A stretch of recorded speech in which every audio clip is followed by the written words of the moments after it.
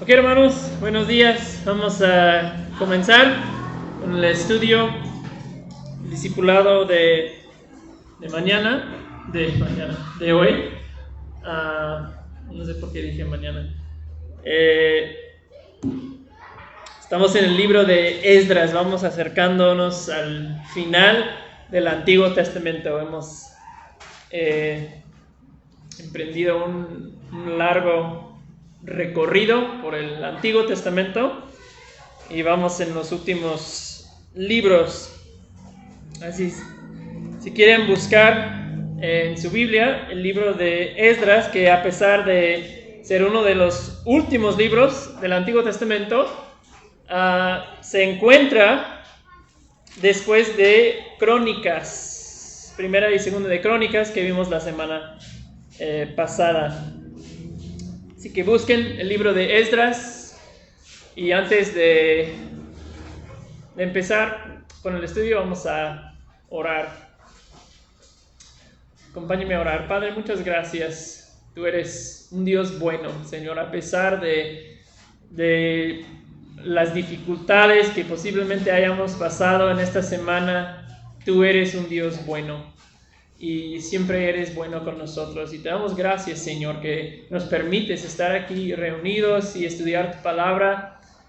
Señor, confiamos que en este pequeño libro de Esdras, tú tienes palabra para nosotros el día de hoy. Tú tienes enseñanza para nosotros. No es nada más venir aquí, llenar nuestras cabezas con más conocimiento. Queremos, Señor, que tú nos hables aún en esta hora y que transformes nuestro corazón para amarte más, para que parezcamos más y más a Cristo. Así que ayúdanos a poner atención y entender, ayúdame a mí a comunicar claramente y nos ponemos, Señor, bajo tu dirección y autoridad en esta mañana, pidiendo su presencia. En el nombre de Jesús oramos. Amén.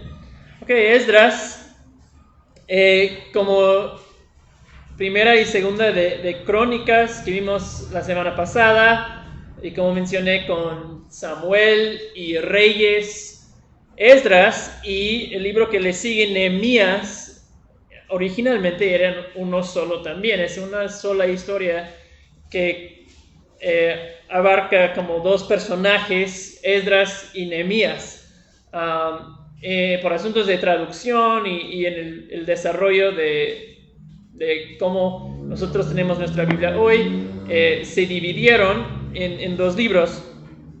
Pero como vimos en primera y segunda de Crónicas la semana pasada, exilio, ¿verdad? ¿Alguien recuerda a qué nos referimos cuando hablamos del exilio en el contexto del Antiguo Testamento? Creo que les pregunté la semana pasada también. Exilio, ¿alguien sabe de qué evento hablamos?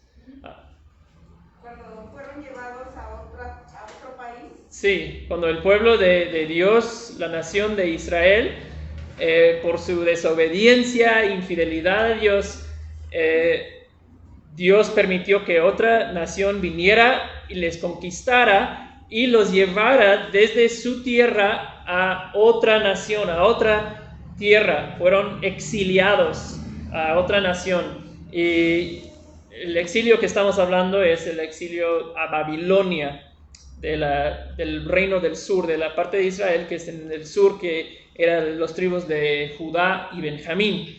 Entonces, a pesar de que todo parece haberse acabado con el exilio, destruyen Jerusalén, destruyen el templo, todo, o sea, dividen la nación, llevan a mucha gente a otro país, o sea, parece imposible que eso comience nuevamente, que pues ya estuvo, ¿no?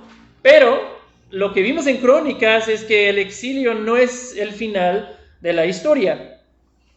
Dios no ha terminado con su pueblo todavía, ni se ha olvidado Dios de sus promesas, ¿no? Sí hubo castigo fuerte sobre la nación, como resultado de su pecado, pero hay esperanza todavía. Y lo vimos en Crónicas, también en Lamentaciones. Hay esperanza. Dios todavía traerá bendición a todas las naciones de la tierra, como prometió a Abraham en Génesis 12, ¿no? Entonces veremos en estos libros, Esdras y Nehemías, el próximo domingo, motivos de esperanza, ¿verdad? Más destellos de esperanza. Veremos evidencia de que Dios se está moviendo entre ellos. Sin embargo, al estudiar estos libros vamos a ver que nos dejan deseando algo más. Nos dejan dándonos cuenta de que algo falta todavía. Hay motivos de esperanza, es bueno lo que vemos, pero también hay algo falta. No hay una restauración plena y completa como esperaríamos después de leer tantas promesas que hicieron los profetas. Entonces, Esdras capítulo 1, si notas, vayan una página atrás y vas a estar en 2 de Crónicas 36. Y dice ahí, en versículo 22, en el primer año de Ciro, rey de Persia, para que se cumpliera la palabra del Señor por boca de Jeremías, el Señor movió el espíritu de Ciro, rey de Persia, y envió a proclamar y emite un edicto de que regresen. Das vuelta a la página, que dice ahí en Esdras capítulo 1, versículo 1. La misma cosa. ¿Lo ven? Empieza con las mismas palabras. En el primer año del rey Ciro de Persia, para que se cumpliera la palabra del Señor por boca de Jeremías. Entonces, lo que eso nos ayuda a entender es que Esdras comienza exactamente donde terminó Crónicas.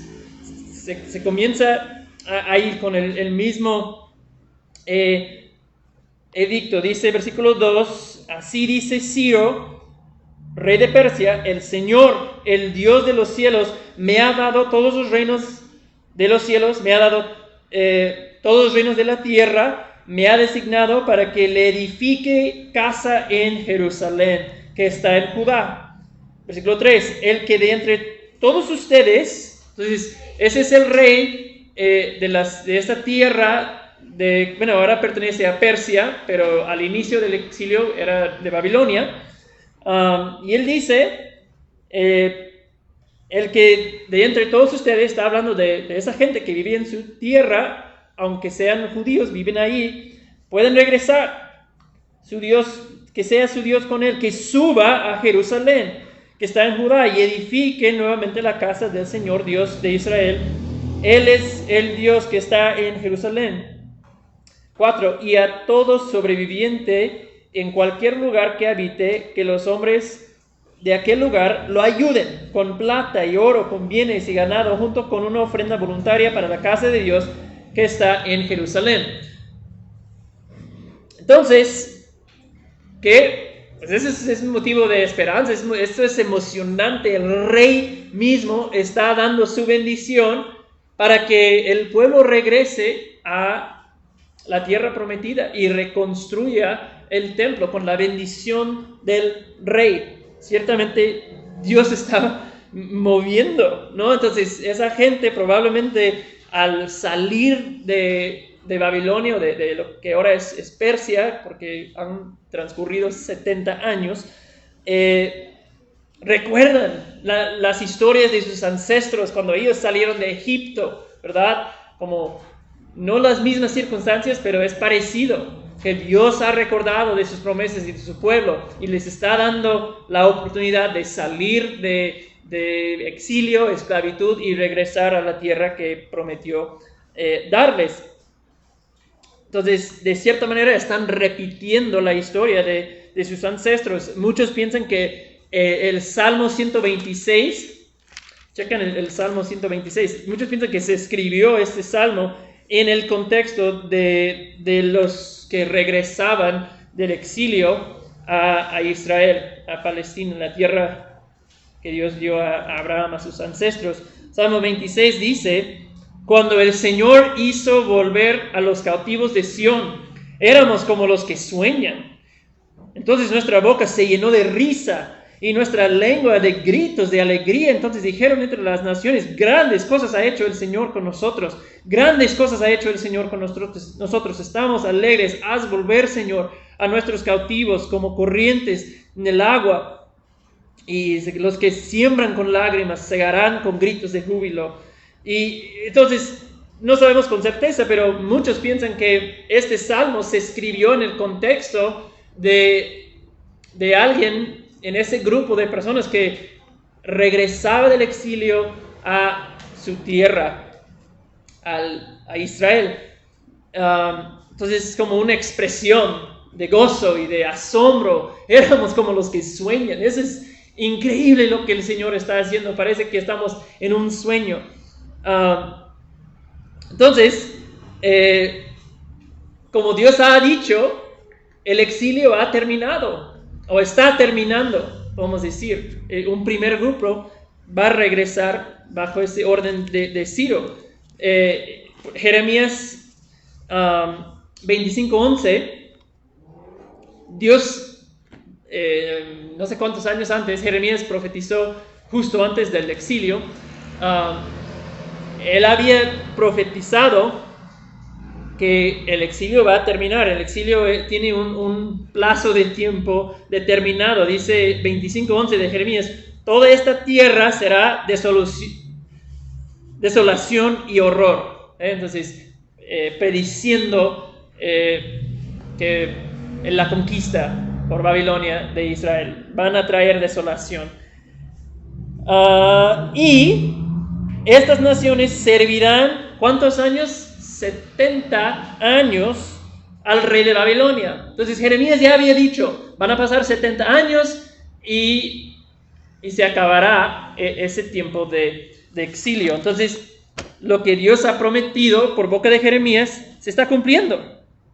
Dios ha recordado de sus promesas. Seguramente pensaba la gente, después de lo duro y difícil del exilio, volvemos a vivir, ¿no?, en el lugar de Dios, bajo la bendición de Dios, y ciertamente no tardará en que nosotros otra vez experimentemos las bendiciones de Dios, ¿verdad? Porque ese era como los grandes elementos del pacto, el pueblo de Dios en el lugar de Dios, bajo el gobierno de Dios, y así van a experimentar la bendición de Dios. Seguramente pensaban así.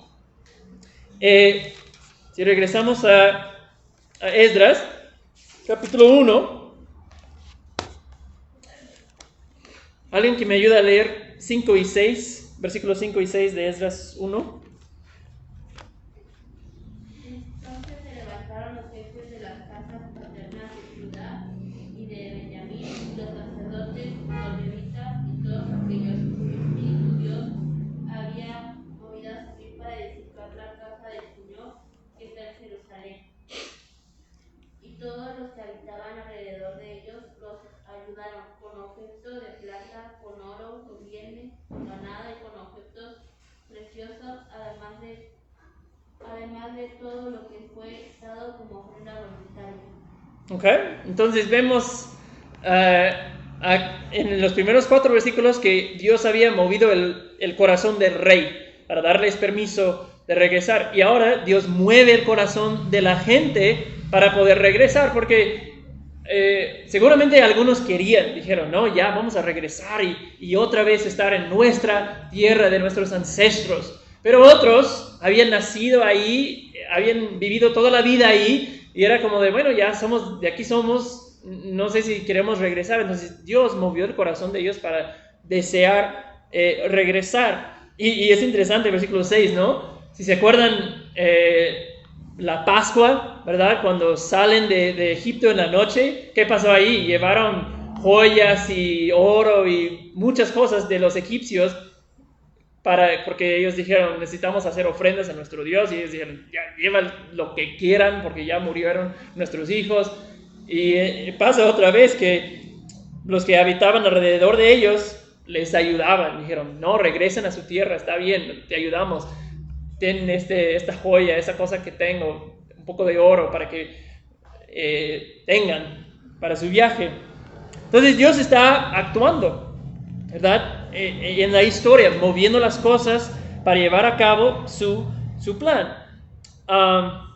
Y siempre ver la historia de la redención en el Antiguo Testamento, el movimiento, el actuar de Dios en la historia, nos muestra un Dios que está involucrado, en la historia, ¿no? Dios no es un Dios que pues se queda lejos para ver qué pasa en el mundo no, Dios es involucrado íntimamente con lo que está pasando en nuestro mundo. Dios mueve el corazón del rey, mueve el corazón de la gente, y Dios sigue haciendo eso hoy. ¿Saben esto? Dios sigue moviendo corazones de reyes, de presidentes, de gobernadores. Dios lo puede hacer a pesar de no le honren a Dios. Dios mueve corazones de las personas para que se cumpla su voluntad en la tierra, y por supuesto lo hace con nosotros, su pueblo también. Dios puede poner a sus siervos donde Él los quiere en el tiempo que los necesite ahí. Dios mueve el corazón de su pueblo y lo sigue haciendo hoy. Algunos de nosotros hemos experimentado que Dios movió nuestro corazón y no estamos donde esperábamos estar hace 15 años. ¿Por qué? Porque Dios movió nuestro corazón. ¿Okay? Eso nos lleva a número 3, al primer como gran mitad del libro, de 1:7 al final de capítulo 6. ¿Okay? Y en ese como que entra más en detalle de un primer grupo de personas que regresan. Si ves capítulo 2, versículo 1, dice: estos son los hijos de la provincia que subieron de la cautividad, de los desterrados que Nabucodonosor, rey de Babilonia, había llevado cautivos a Babilonia, que volvieron a Jerusalén y a Judá, cada uno a su ciudad, los que vinieron con Zorobabel. Y luego empieza una lista de nombres. Entonces, vinieron con Zorobabel. Entonces, Zorobabel es como el líder que lleva o guía un primer grupo de regreso a la tierra prometida, a Jerusalén. La mayoría fueron a Jerusalén. Entonces, lo notamos en Primera y Segunda Crónicas de la semana pasada, Zorobabel llega a ser como el primer gobernador de Jerusalén después del exilio. Y llama la atención esto porque él es del linaje real de David. Y para nosotros, para la Biblia, eso es súper importante, que él pertenezca al linaje real de David. Porque Dios había hecho una promesa a David, ¿verdad? En 2 de Samuel, creo, 7, dice: voy a hacer de ti un linaje, una descendencia. Alguien de tu linaje, David, estará en el trono de Israel para siempre. Entonces, cuando ellos ven a Zorobabel, si vemos quiénes son sus antepasados, regresa al rey David y él es nuestro gobernador. Ese es un indicio de que Dios está obrando aquí. Dios no se ha olvidado de su promesa y nos estamos acercando a lo que se prometió, un descendiente eterno sobre el trono en el linaje del rey David. Seguramente era significativo para ellos y es una gran señal que Dios está cumpliendo lo que prometió. Vimos en 1:7 que Dios provee todo lo que ellos necesitan para ese primer regreso. Checa lo que dice 1:7. También el rey Ciro sacó los objetos de la casa del Señor que Nabucodonosor había llevado a Jerusalén y había puesto en la casa de sus dioses. Ciro, rey de Persia, los hizo sacar por mano del tesorero Mitridates, no sé cómo se dice, que los dio contados a Sesbazar, príncipe de Judá, y da la lista de todas las cosas de oro y plata. Entonces el rey dice: no solo les dejo ir, pero todo lo que se llevaba como el botín de la conquista de su país, te lo voy a devolver. Y era muchísima riqueza, ¿no? Todos los objetos del templo, muchísimo oro. O sea, es un es mucha riqueza y se lo devuelve a ellos para que regresen y construyan pues con provisiones. Impresionante. ¿Okay? Entonces ellos llegan, regresan a Jerusalén, un viaje largo seguramente, no hubo aviones, autobuses ni carros, lo hicieron todo con burros y de pie. Versículo 3, versículo 2, dice entonces Jesúa, hijo de Josadac, con sus hermanos los sacerdotes, y Zorobabel, hijo de Salatiel, con sus hermanos, se levantaron y edificaron el altar del Dios de Israel para ofrecer holocaustos sobre él, como está escrito en la ley de Moisés, hombre de Dios. Entonces, eso es un paso súper importante. El altar es donde ellos hicieron los sacrificios por los pecados del pueblo, para que Dios pudiera vivir entre ellos. Era la forma en que ellos pudieran tratar sus pecados delante de Dios, haciendo sacrificios, y así tenían la bendición y presencia de Dios en medio de ellos. Entonces, restauran la vida religiosa una vez más en Jerusalén. Asentaron, versículo 3, el altar sobre su base, porque estaban aterrorizados a causa de los pueblos y aquellas tierras, y sobre él ofrecieron holocaustos al Señor, los holocaustos de la mañana y de la tarde. Entonces, luego en versículo 4 vemos que celebran la fiesta de tabernáculos. Entonces están volviendo a la ley, retomando la vida religiosa, tratando de volver a cumplir la ley, hacer los sacrificios necesarios para restaurar esa parte tan importante de su vida. Luego, en capítulo 3, pasamos a versículo 10, 3:10. ¿Alguien que me ayuda a leer 10 a 13? Cuando los albañiles terminaron de echar los cimientos del templo del Señor, se presentaron los sacerdotes en sus vestiduras con trompetas y los levitas hijos de Asaf con címbalos para alabar al Señor conforme a las instrucciones del rey David de Israel. Y cantaban alabando y dando gracias al Señor, porque Él es bueno, porque para siempre es su misericordia sobre Israel. Y todo el pueblo aclamaba a gran voz alabando al Señor, porque se habían echado los cimientos de la casa del Señor. Pero muchos sacerdotes y levitas, jefes de casas paternas, que ya eran ancianos y que habían visto el primer templo, cuando se echaban los cimientos de este templo delante de sus ojos, lloraban en alta voz mientras muchos daban gritos de alegría. Así que el pueblo no podía distinguir entre el clamor de los gritos de alegría y el clamor del llanto del pueblo, porque el pueblo gritaba en voz alta y se oía el clamor desde lejos. Ok, gracias, hermana. ¿Ven lo que está pasando ahí? Terminan de echar los cimientos del templo, ¿verdad? La iglesia ya tiene cimientos, vamos bien, estamos reconstruyendo. Eso es un paso increíble y hacen una celebración, ¿no? Se terminaron los cimientos y ya podemos construir para arriba. Celebra.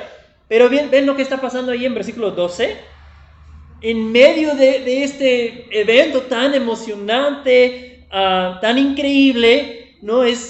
Seguramente es asombroso. Dios, después de todo, nos ha concedido regresar y comenzar de nuevo. Pero los que recordaban, dice, ancianos que recuerdan todavía cómo era el templo antes del exilio, fueron al exilio, vivieron el exilio y ya han regresado. Esa gente que está ahí llora, porque recuerdan la gloria del templo anterior y la presencia de Dios que moraba ahí. Y ellos ven que, bueno, tenemos cimientos, pero nunca va a ser como antes. Y se les llena de tristeza, ¿no? Entonces, como dije, vemos tanto en Esdras como Nehemías esos momentos de decepción y de esperanza, de bendición, pero no es completo, queda corto, termina un poco decepcionante. Entonces hay alegría, hay esperanza, pero también hay personas llorando porque dicen, ¿cómo es posible que jamás volvamos a lo que tuvimos? La gloria del templo anterior no va a ser así, jamás. Entonces, hay ese tono en Esdras y Nehemías, y vamos a verlo otra vez también. Luego viene en capítulo 4 oposición a la construcción. Viene oposición a la construcción. Ellos han vuelto, están construyendo en su tierra, en Jerusalén, pero vienen unas personas que pues, no les parece y empiezan a cuestionar. Vamos a ver que esto pasa en Nehemías también. Esas personas les acusan al pueblo que está construyendo, preguntan si realmente tienen permiso de construir. Todo eso se ve en capítulo 4.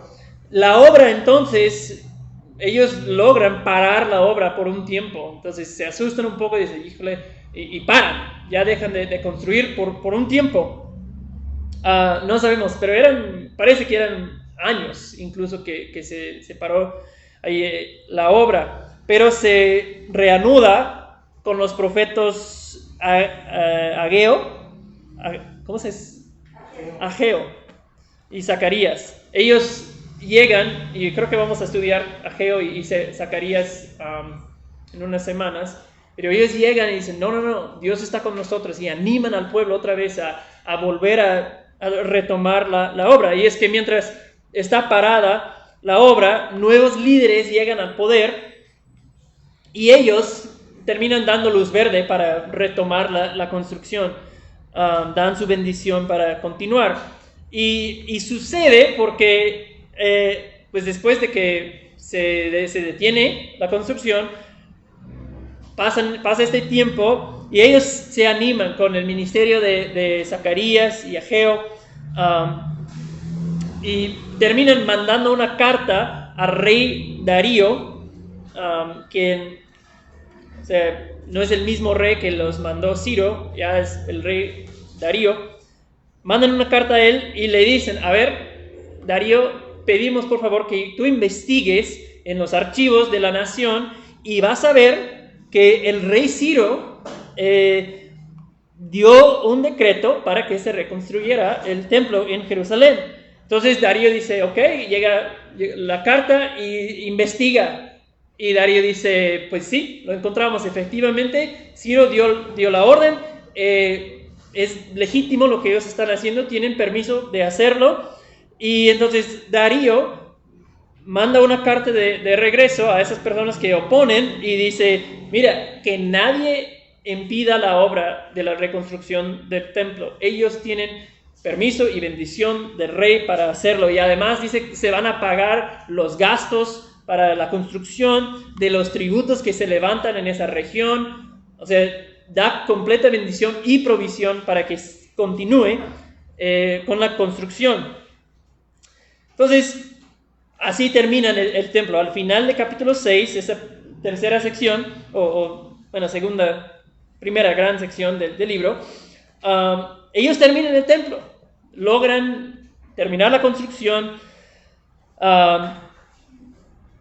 Versículo 21 de capítulo 6 dice, los israelitas que habían vuelto del destierro y todos aquellos que se habían apartado de la impureza de las naciones de la tierra para unirse a ellos, comieron la Pascua para buscar al Señor. Entonces, habían pasado años que ellos no habían celebrado Pascua, esa celebración tan importante en la vida religiosa de los judíos, recordando cuando Dios les salvó de Egipto y los sacó de la esclavitud. Celebraron Pascua 22 y por 7 días celebraron gozosos la fiesta de los panes sin levadura, porque el Señor los había llenado de regocijo y había vuelto hacia ellos el corazón del rey de Asiria para animarlos en la obra de la casa de Dios de Israel.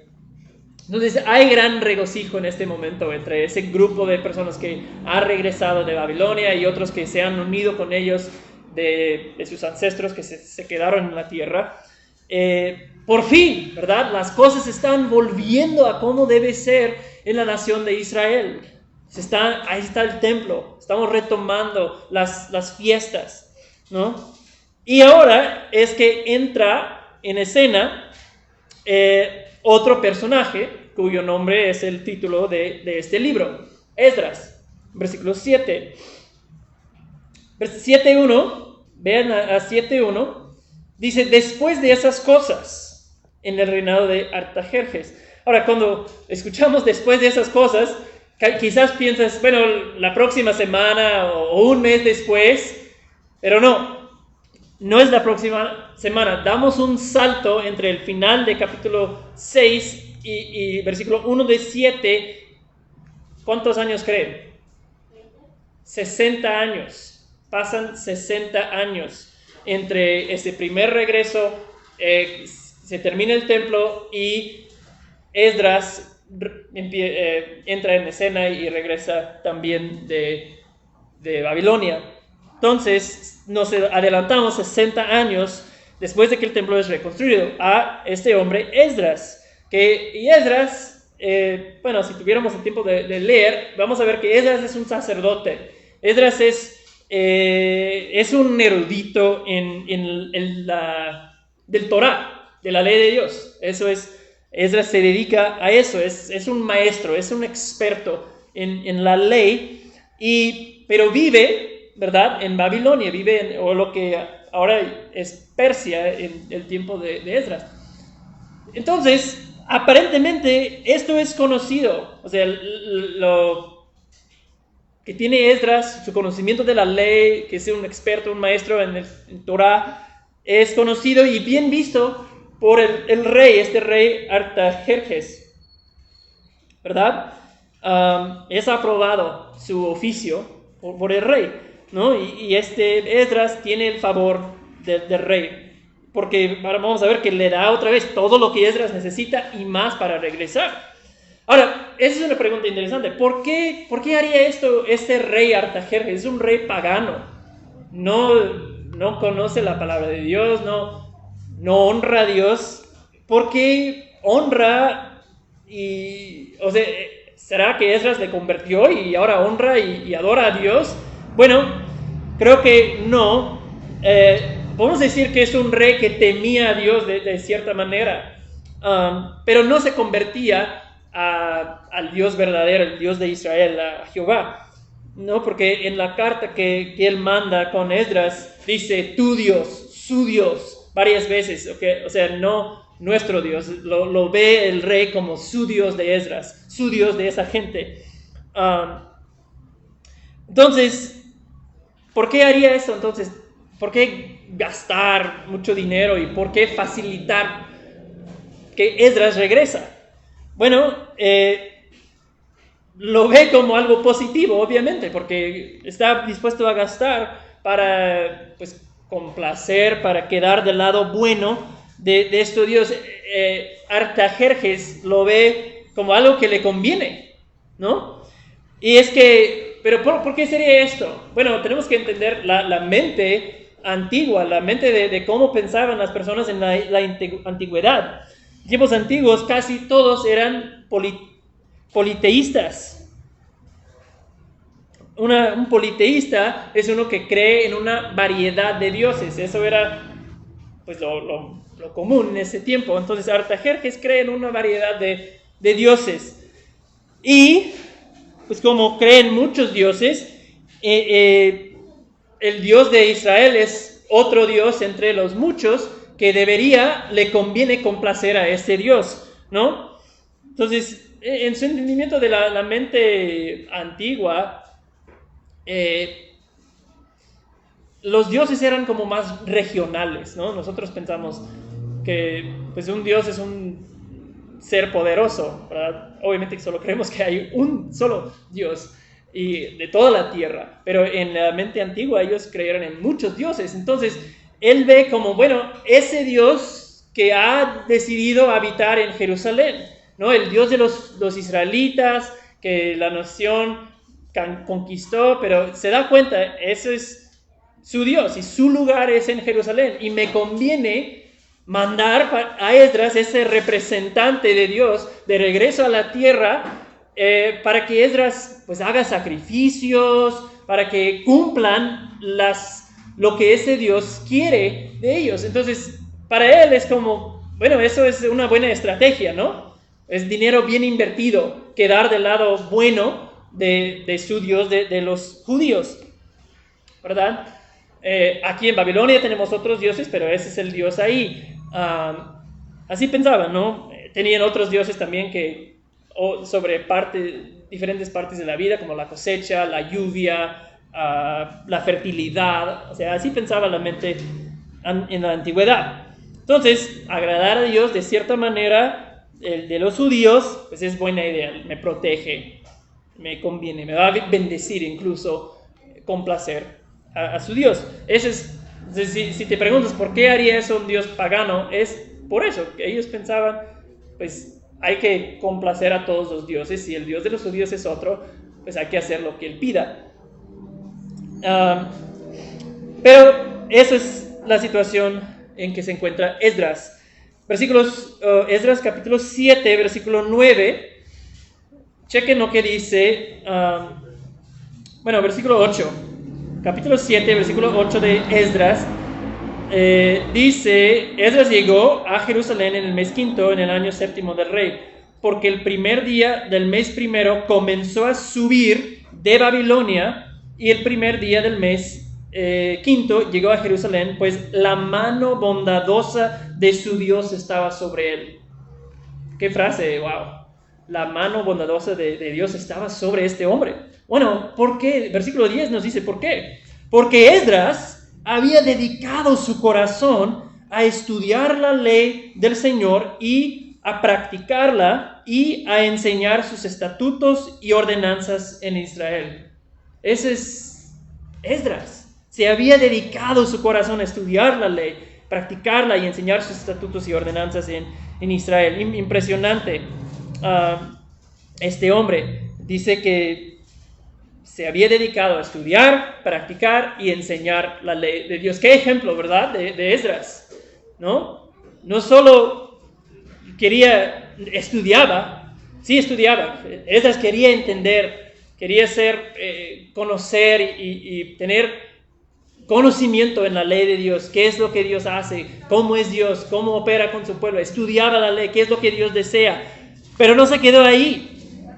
No se quedaba con solo entender. Esdras practicaba también lo que había aprendido, lo llevaba a la práctica. Esdras obedecía la ley de Dios. No simplemente se contentaba con llenar su cabeza de información, empezó a obedecer, practicaba la ley de Dios y después, otro paso importantísimo, lo enseñó a otros. Esdras quería que otros entendieran y practicaran la palabra, sabía que era el camino de vida y bendición, la ley de Dios, y por lo tanto enseñaba Esdras a otros. Deseaba que otros veían y conocieran el camino de vida y bendición que se encontraba en seguir la ley de Dios. Y creo que esto es importante para nosotros de modo de aplicación, individualmente y como iglesia, porque pues, hay muchos que quieren enseñar, ¿verdad? Yo quiero dar un discipulado, yo quiero enseñar a los niños, me gusta enseñar a las mujeres, yo enseño a las mujeres. Hay chavos a veces que desean estar en el púlpito y predicar porque quieren, pues, lo quieren hacer, quieren estar en frente. Y eso es bueno, ¿verdad? Pero, como Esdras nos demuestra, no podemos saltar la orden que vemos aquí, estudiar. Primero entender la palabra, conocer la palabra, saber la buena doctrina. Y luego es importantísimo que no es solo conocimiento aquí, pero que se lleva a la práctica en la vida. Que hay una vida caracterizada por obediencia a la palabra de Dios. Y entonces, cuando eso ya está en su lugar, entonces enseñar. Entonces Esdras es un buen ejemplo para nosotros individualmente y como iglesia en ese sentido. Bueno, tenemos que continuar. Esdras y toda la gente que regresó con él, vemos en capítulo 8 que ellos llegan a Jerusalén, hacen los sacrificios que el rey había dicho, llevan becerros, llevan animales para que hagan sacrificios a su Dios. Entonces ellos llegan, hacen esos sacrificios, y la verdad, hasta aquí en el libro, todo muy bien, todo positivo, ¿verdad? 2 grupos ya han regresado, ya está el templo, Ya está Esdras, un sacerdote, un maestro en la ley para enseñar a la gente y dirigirlos en los caminos de Dios y enseñarles la ley de Dios. Todo muy bien. Pero vaya sorpresa que le espera a Esdras al terminar esos sacrificios y como que acomodarse en Jerusalén. Miren a 9, capítulo 9, versículo 1 dice: acabadas estas cosas, se me acercaron los príncipes, este es Esdras hablando, y me dijeron: el pueblo de Israel, los sacerdotes y los levitas, no se han separado de los pueblos de las tierras y sus abominaciones, de los cananeos, hititas, fereceos, jebuseos, amonitas, moabitas, egipcios y amorreos, versículo 2, sino que han tomado mujeres de entre las hijas de ellos, para sí y para sus hijos, y el linaje santo se ha mezclado con los pueblos de las tierras. Y es más, la mano de los príncipes y de los gobernantes ha sido la primera en cometer esta infidelidad.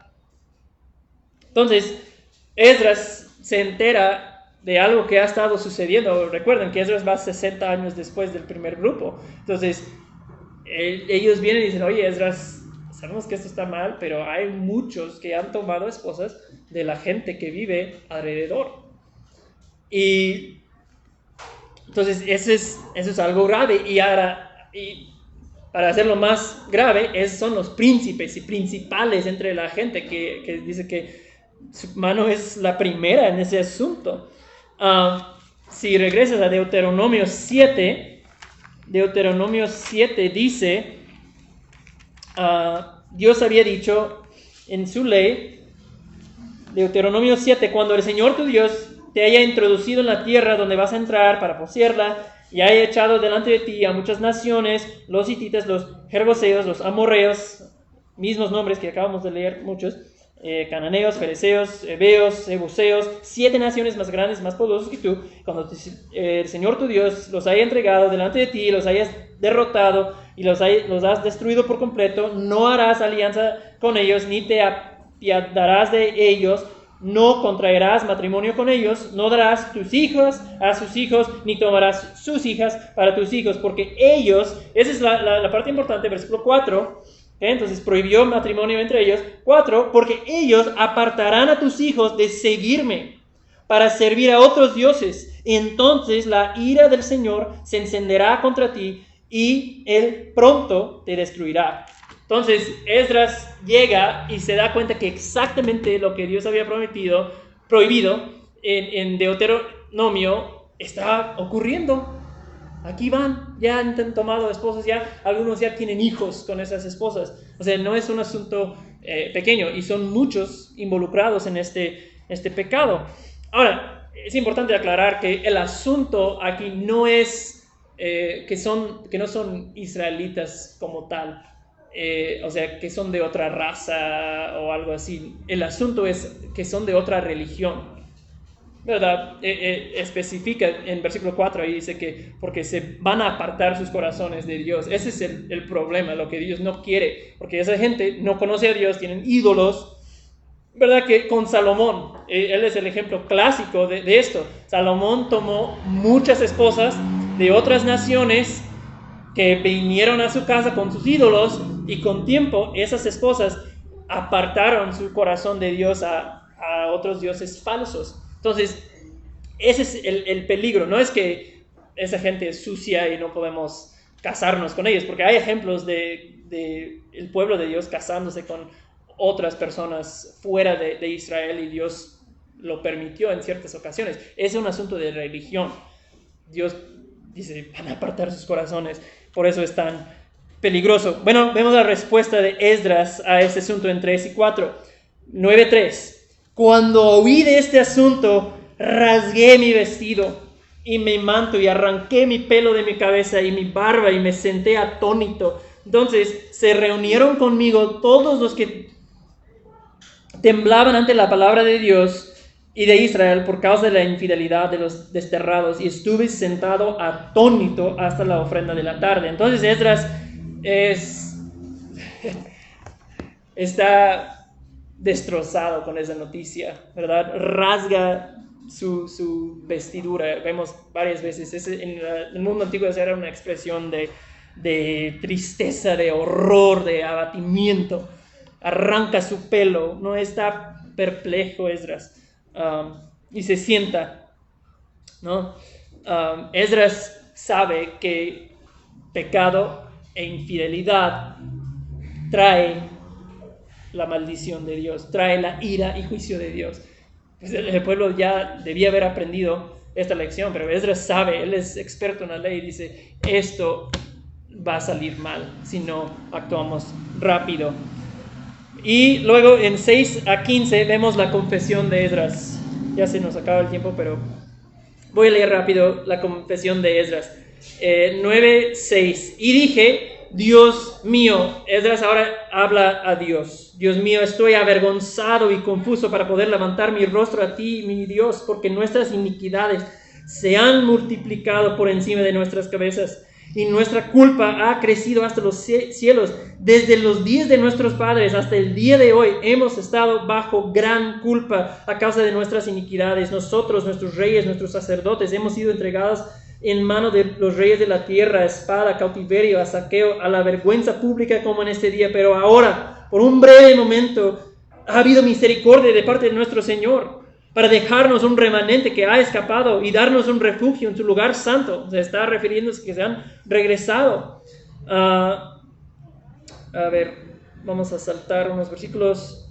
Versículo 10, ahora, Dios nuestro, ¿qué diremos después de esto? Porque hemos abandonado tus mandamientos, que por medio de tus siervos, los profetas, nos ordenaste. La tierra a la cual ustedes entrarán para poseerla es una tierra inundada con la impureza de los pueblos de estas tierras, con sus abominaciones, que la han llenado a extremo a otro con su impureza.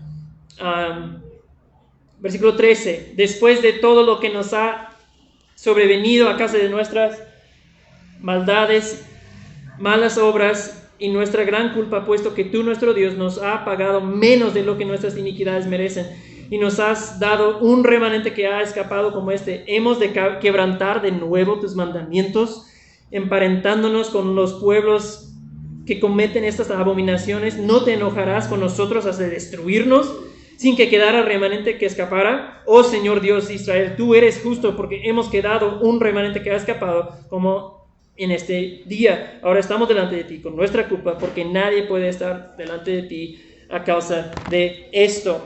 Entonces Esdras, lo vemos, él está quebrantado con este asunto.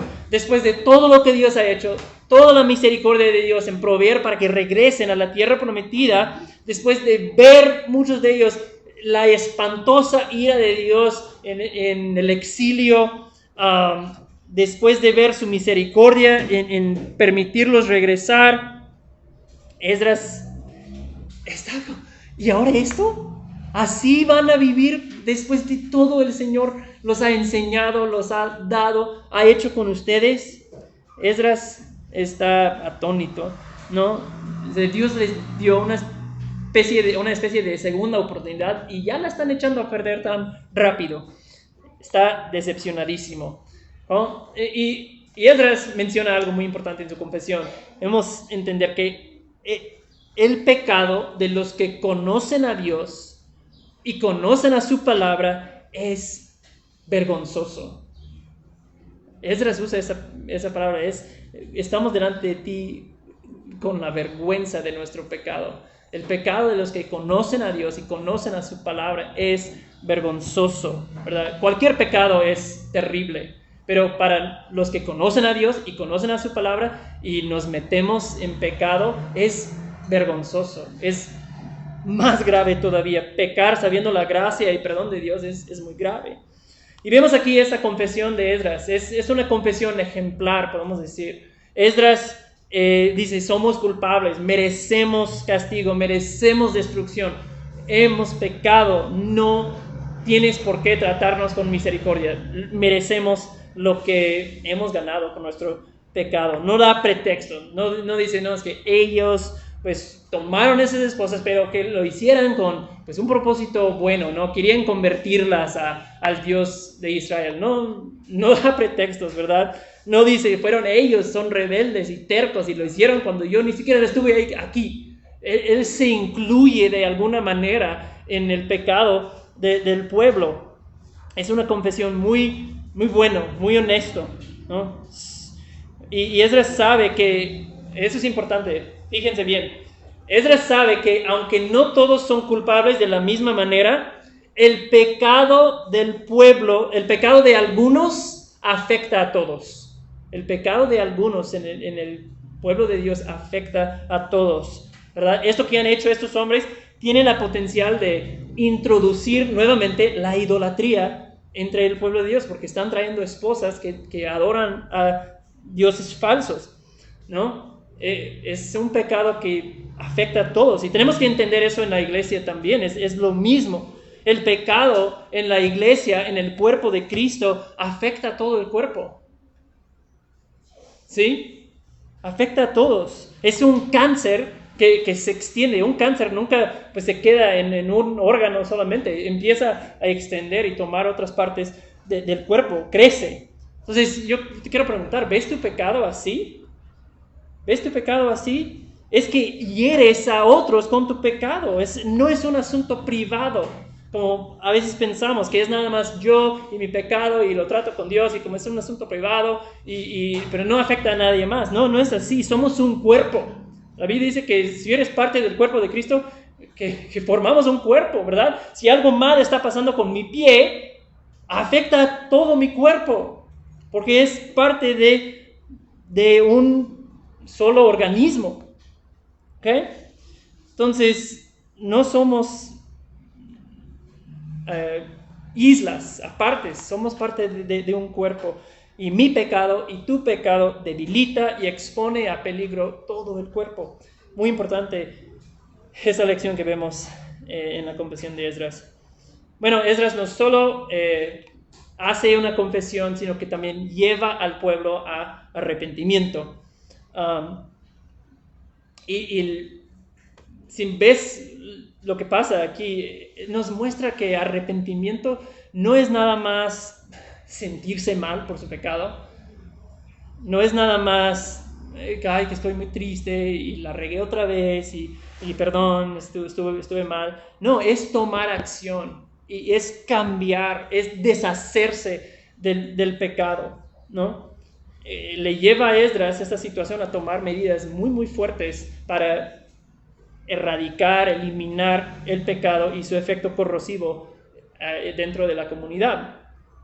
Y si lees lo que pasa, Esdras, hay debate si Esdras hizo lo correcto.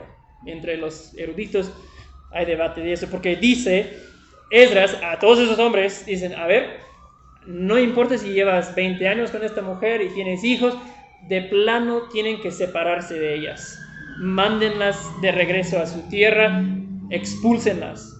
O sea, se acabaron esos matrimonios. Eso es lo que Esdras dice que el pueblo tiene que hacer.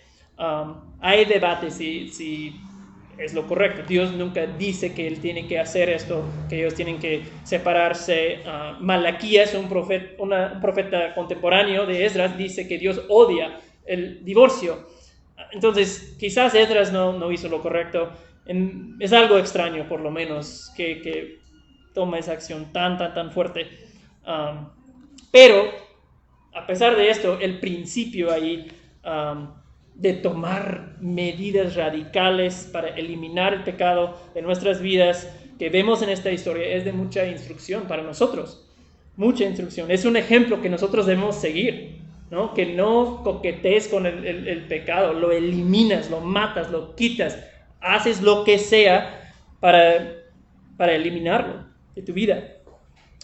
Ese es el ejemplo que Esdras nos da, porque es vergonzoso el pecado, especialmente nosotros como cristianos. Pero nosotros tenemos la buena noticia del Evangelio, ¿verdad? Que Cristo tomó la vergüenza de nuestro pecado. Cristo sigue tomando la vergüenza de nuestro pecado, sigue tomando la destrucción y el castigo que nosotros merecemos por nuestro pecado, ¿verdad? Cristo, su obra en la cruz nos da esa buena noticia, esa esperanza cuando nosotros fallamos. ¿Okay? Así que ese es el libro de Esdras. Básicamente así termina. Capítulo 10, con una lista de nombres de hombres que han cometido este pecado de casarse con otras mujeres de las naciones alrededor. Entonces, es un poco anticlimático como termina, es un poco desilusionante. No hay una resolución bonita a esa historia de Esdras. O sea, mire lo que está pasando. Ellos han vuelto a la tierra, ya están de nuevo en la tierra, pero el pueblo sigue sin poder cumplir la ley de Dios. Entonces hay bendición, pero hay esa parte muy decepcionante y anticlimático también. O sea, las promesas de los profetas no parecen cercas a cumplirse. La presencia de Dios no está morando en el templo como antes con su pueblo. El exilio obviamente no los ha cambiado porque rápidamente se metieron otra vez en pecado. Israel no es una nación unida. Entonces, lo que parecía motivo de esperanza ha terminado quizás no en tragedia, pero de manera decepcionante. De manera que nos deja esperando algo más, ¿no? Y veremos esto en Esdras y lo veremos también con Nehemías. La necesidad de que habló Jeremías, ¿verdad? Jeremías habló de una transformación completa de la persona, del corazón, ¿no?